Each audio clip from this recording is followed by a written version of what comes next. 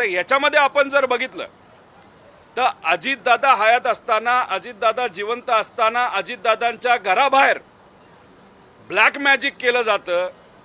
कदाचित नाशिकचाच जो बोंधू बाबा आहे त्या माध्यमातून दादांच्या घराबाहेर तिथं काळी जादू करण्याचा प्रयत्न नाही तर पूजा करण्याचा प्रयत्न त्या ठिकाणी होतो.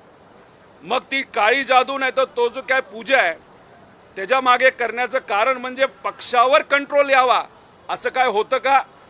त्यानंतर 28 तारखेला दुर्दैवी अजितदादांचा ॲक्सिडेंट झाला का घातपात झाला याची चर्चा आणि ते आम्ही सर्वजण शोधतच आहोत. पण योगायोग बघा, दुसऱ्या दिवशी म्हणजे 2 दिवसात पियुष गोयल साहेबांचं स्टेटमेंट येतं. काय स्टेटमेंट येतं की प्रफुल्ल पटेल हे अजितदादा पक्षाचे राष्ट्रीय अध्यक्ष झालेत. ठीक आहे, त्यानंतर ते बोलले की मी चुकून बोललो.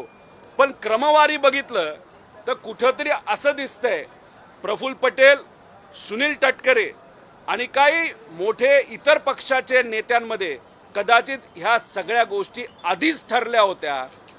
आणि मग या आधीच सगळ्या गोष्टी ठरल्या होत्या, आधीच जर ठरलं होतं की पक्षाचा कंट्रोल घ्यायचा, तर मग जेव्हा अजितदादांची अंत्यविधी होत होती तेव्हा प्रफुल्ल पटेल आणि सुनील तटकरे तिथे आले.